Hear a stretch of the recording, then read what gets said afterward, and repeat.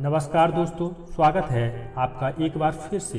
दोस्तों, अगर आप अपनी लाइफ में कुछ नया सीखना चाहते हैं तो इस चैनल को सब्सक्राइब जरूर करिएगा।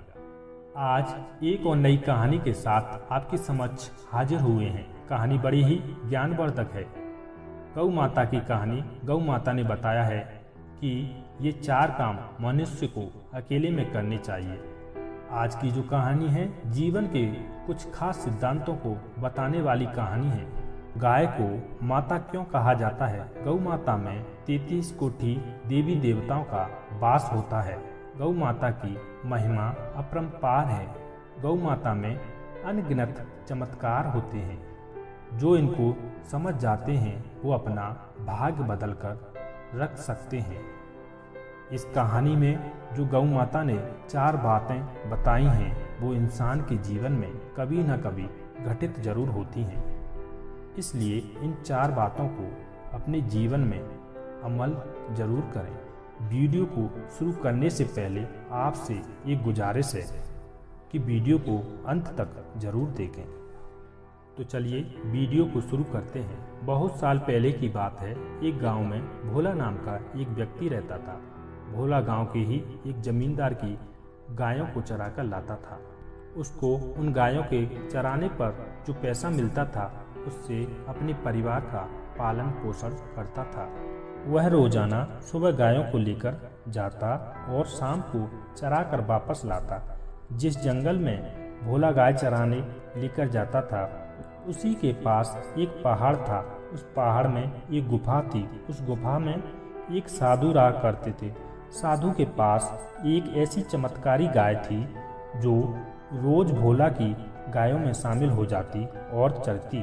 सभी गायों के साथ चारा पानी खाने के बाद जब भोला शाम के समय अपनी गायों को घर लेकर जाता तो वो गाय रास्ते में अलग रास्ता पकड़ लेती। जब भोला सुबह के समय गायों को चराने लाता तो वह गाय कहीं आधे रास्ते में उन गायों में मिल जाती थी। ज़्यादा गाय होने के कारण भोला को पता नहीं चलता था। एक दिन भोला जंगल में अपनी गायों को संभाल रहा था। तब उसने गायों की गिनती की। उसने देखा कि एक गाय उनमें ज़्यादा है। भोला ने सोचा कि मुझे जो पैसे मिलते हैं 99 गायों के मिलते हैं और यहाँ पर गाय गिनती में 100 हैं। भोला शाम को जमींदार के पास गया और कहने लगा, मुझे जो पैसे मिलते हैं 99 गायों के मिलते हैं, लेकिन मैं जो चरा कर लाता हूँ वो पूरी 100 गाय हैं। जमींदार ने कहा, भोला तुम हिसाब के कच्चे हो, हमारी गाय तो 99 ही हैं।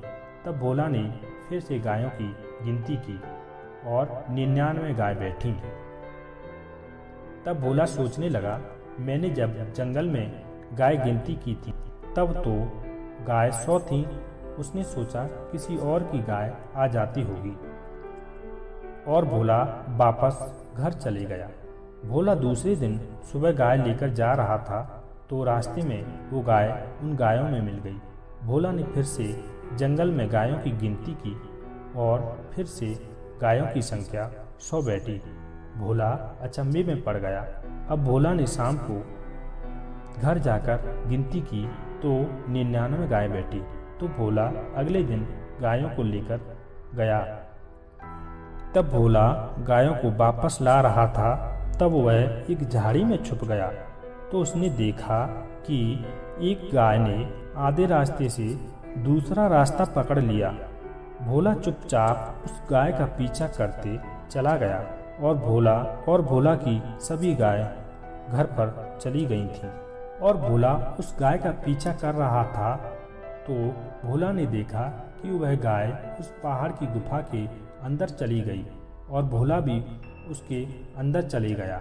और वहाँ उसने देखा कि एक साधु तपस्या में लीन था और साधु ने आंखें खोली और गाय को बांध दिया और साधु उसका दूध निकाला और अपना खाना बनाने चला गया। तभी भोला गाय के पास गया और गाय से बोला, गौ माता मैं एक निर्धन ग्वाला हूँ।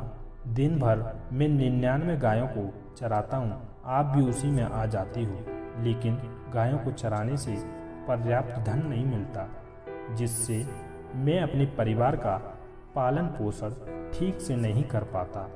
गाय ने बोला, मैंने तुम्हें देखा है, तुम गायों को बड़े प्रेम से रखते हो, उन्हें मारते नहीं हो। मैं थोड़ी देर में गोबर करूँगी, उसे तुम ले जाना। भोला बोला, मेरे पास 99 गाय हैं, वो भी गोबर करती हैं, मैं क्या करूँगा गोबर से। गौ माता बोली, मैं कोई साधारण गाय नहीं हूँ, मैं एक चमत्कारी गाय हूँ। मैं जो गोबर देती हूँ वो सोने का होता है, इसे राज ही रखना, किसी और को नहीं बताना। तब भोला ने कहा, ठीक है गौ माता। थोड़ी देर बाद गाय ने गोबर कर दिया और भोला उसे उठाकर घर लेकर आ गया। घर पर पहुंचकर उसने देखा कि वह गोबर सोने का था। अब वह गाय रोजाना आती और भोला की गायों में चरती और रोजाना एक बार गोबर करती और भोला उस गोबर को उठाकर घर ले आता। भोला धीरे धीरे गांव का अमीर आदमी बन गया और भोला ने सभी गायों को भी चराना बंद कर दिया और वह गाय भोला के घर आती और गोबर करके वापस चली जाती थी। भोला नाम का भी भोला था, दिमाग और स्वभाव से भी भोला था। भोला ने वो गोबर वाली बात अपनी पत्नी को बता दी। वह भूल गया था कि गौ माता ने उस राज को बताने के लिए मना किया था और भोला के पड़ोसी सोचने लगे कि ये इतना मंदबुद्धि है, फिर भी इतना तरक्की कैसे कर रहा है। भोला को ऐसा कौन सा खजाना मिल गया है जो इसने गाय चराना भी बंद कर दिया है। कौन सी जादू की छड़ी इसके हाथ लग गई है। और भोला के अड़ोसी पड़ोसियों ने भोला पर नज़र रखना शुरू कर दिया। जब भोला रोजाना सुबह गौ माता की पूजा करता तब लोग उसको देखा करते थे। भोला जब भी भोजन करता तो सारे लोग उसको देखा करते और वह जब भी अपनी पत्नी के साथ विश्राम करता तब भी लोग उसको देखा करते थे। तब भोला की तरक्की आसपास के गांवों में चर्चा का विषय बन गई थी। भोला को जो गाय गोबर देती थी उसने धीरे धीरे भोला के घर आना बंद कर दिया और धीरे धीरे भोले के पास जो धन था वो खर्च होता जा रहा था। और एक दिन ऐसा आया कि भोला पहले से भी ज़्यादा निर्धन हो गया।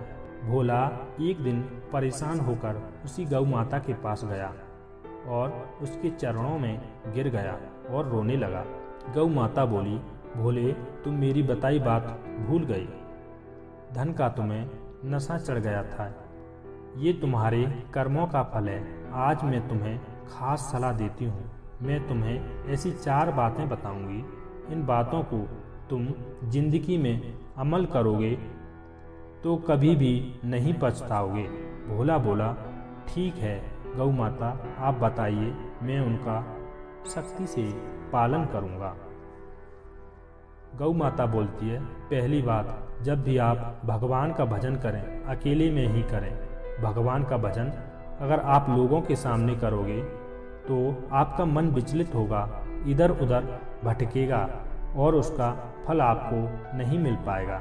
इसलिए गौ माता कहती है कि जब भी आप भगवान की साधना करते हैं या कोई मंत्र की सिद्धि करते हैं तो उसे अकेले में करना चाहिए, पर्दे में करना चाहिए। दूसरी बात, भोजन भी हमेशा अकेले में पर्दे में करना चाहिए। भोजन को भी कभी भी खुलेआम नहीं करना चाहिए। अगर आप भोजन को खुलेआम करते हैं तो सबसे पहले तो अन्न देवता का अपमान होता है और दूसरा आपके भोजन का अपमान होता है। तीसरी बात, गौर से सुनो, जब भी पति पत्नी रात्रि के समय विश्राम करते हैं तो वो भी पर्दे में होना चाहिए, अकेले में होना चाहिए। जो लोग खुलेआम हम बिस्तर करते हैं उन लोगों पर अकाल मृत्यु का हमेशा भय बना रहता है। चौथी और आखिरी बात, भोले ध्यान से सुनो, ये जीवन में हमेशा याद रखना, अपनी कमाई का जरिया, अपनी आमदनी का जरिया किसी को भी भूलकर नहीं बताना चाहिए। अगर आप अपनी कमाई का जरिया अन्य किसी को बताते हैं तो एक दिन ऐसा आएगा कि आपकी कमाई का जरिया खत्म हो जाएगा। हो सकता है आप जिससे कमाई कर रहे हैं उस पर किसी और का कब्जा हो जाए, इसलिए ये बात किसी को नहीं बतानी चाहिए। गौ माता ने ये 4 बातें भोला को बताई और भोला ने इन बातों का सख्ती से पालन किया और फिर से गौ माता ने अपना गोबर भोला को देना शुरू कर दिया। अब भोला के फिर से अच्छे दिन आ गए। इस कहानी से हमें सीख मिलती है कि इन 4 बातों को कभी भी किसी को नहीं बताना चाहिए, इनको हमेशा पर्दे में रखना चाहिए। उम्मीद करते हैं यह कहानी आपको पसंद आई होगी। अगर वीडियो आपको पसंद आया हो तो वीडियो को लाइक, चैनल को सब्सक्राइब करना ना भूलें। मिलते हैं अगली वीडियो में एक और नई कहानी के साथ। जब तक के लिए जय हिंद, जय भारत।